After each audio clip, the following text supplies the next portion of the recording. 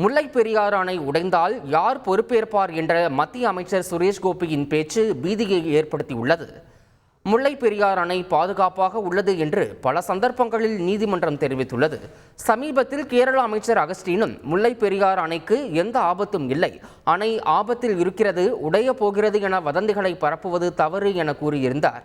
இந்த நிலையில் அணை குறித்து பேசியிருக்கும் மத்திய இணையமைச்சர் சுரேஷ் கோபி அணை உடையுமா அல்லது உடையாதா என்ற கேள்வி தனது இதயத்தில் ஒடித்து கொண்டே இருக்கிறது. ஒருவேளை அணை உடைந்தால் யார் பொறுப்பேற்பார் என கேள்வியை எழுப்பியிருக்கிறார்.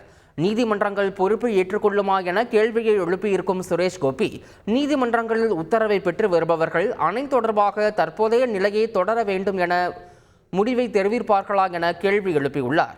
அவர்களுடைய செயல்களினால் ஏற்படும் விளைவுகளுக்கு அவர்கள் பதிலளிக்க வேண்டும் எனவும், கேரள மாநிலத்தால் இனியும் ஒரு பேரழிவை தாங்கிக் கொள்ள முடியாது எனவும் அவர் தெரிவித்திருக்கிறார். வயநாடு நிலச்சரிவில் பாதிக்கப்பட்டவர்களின் வங்கிக் கணக்கில் செலுத்தப்பட்ட அவசர நிதியை இஎம்ஐக்கு எடுத்ததை கண்டித்து இளைஞர் அமைப்புகள் கிராமிய வங்கியின் மண்டல அலுவலகத்தை முற்றுகையிட்டனர். முண்டகை நிலச்சரிவில் சிக்கி பாதிக்கப்பட்டவர்களுக்கு அரசு அவசர நிதி உதவியாக 10,000 ரூபாயை வங்கிக் கணக்கில் செலுத்தியது. இதையடுத்து கேரள கிராமிய வங்கி இஎம்ஐக்காக அந்த பணத்தை எடுத்ததால் பாதிக்கப்பட்டவர்கள் அதிர்ச்சியடைந்துள்ளனர். இதை கண்டித்து இளைஞர் அமைப்புகள் கல்பட்டாவில் உள்ள கிராமிய வங்கியின் மண்டல அலுவலகத்தை முற்றுகையிட்டு போராட்டத்தில் ஈடுபட்டனர். இதையடுத்து போராட்டத்தில் ஈடுபட்டவர்களுடன் வங்கி அதிகாரிகள் பேச்சுவார்த்தை நடத்தினர்.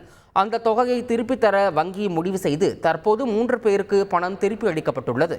இருப்பினும் அனைவருக்கும் பணம் கிடைக்கும் வரை போராட்டம் தொடரும் என போராட்டக்காரர்கள் தெரிவித்திருக்கின்றனர். செய்திகளை உடனுக்குடன் தெரிந்து கொள்ள உடனே சப்ஸ்கிரைப் பண்ணுங்க.